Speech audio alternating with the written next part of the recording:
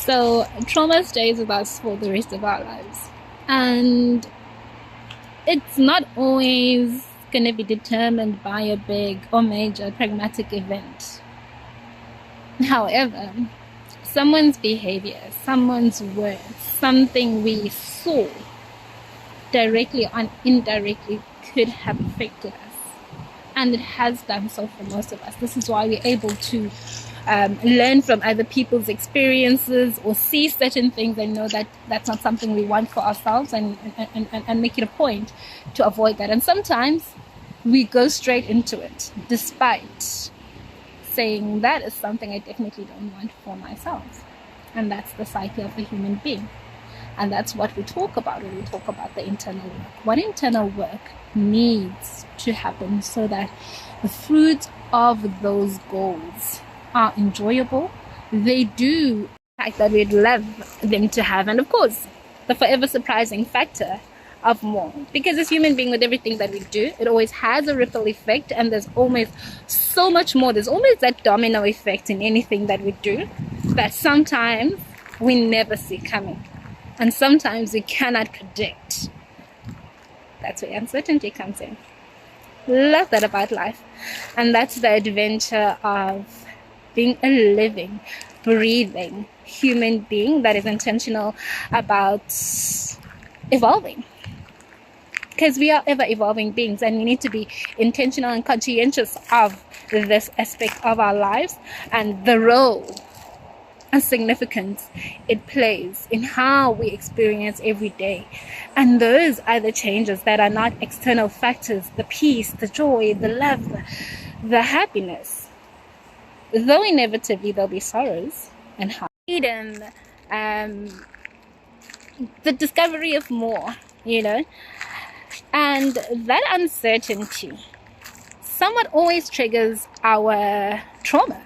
It always triggers the scared place, the inner child feeling unsafe, feeling scared to try. Yet, when we are in survival mode, we are working and striving for the better. Yet, there's also this driving force that is fear, that I'm scared that if I don't, I'm going to fail. That's us in survival mode. Yet, again, when we make these changes in Jan renewal, we're eager and we want these fruits because we want this positive outcome and that positive outcome. And when we don't get them, and sometimes even when we get them, we might not be as satisfied as we thought we would be, because our ultimate goal was never really that. So, this Jan renewal, as you are setting and striving and going for those goals that you've set for the year, to remember the necessary internal work. Right? Healing the hurt parts of you. Recognizing, being aware of those. Being aware of how it comes to inform how you identify and perceive yourself. What you think you can and can't do.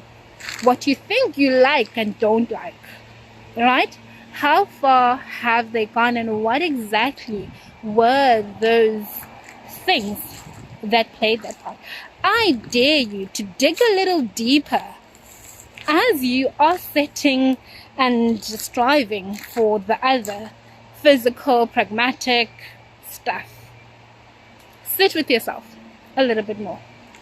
And also, most importantly, dare you to set a vision of and goals in terms of your evolution, in terms of your growth, the man, the woman that you are becoming, the things you choose to keep that inform who you are and that identity, to be so intentional about that and be intentional about those changes. While you want to move from the toxic spaces and remove the toxic people and relationships and environments that are not fulfilling, what attracts you? What's the pull factor that gets you there?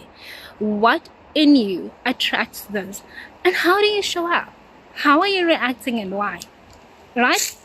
I dare you, within these 15 days in the month of Jan renewal, to set that chapter and how you will, moving forward, would rather be responding and attracting. Let's do the work. Happy 2024. Happy Jan renewal.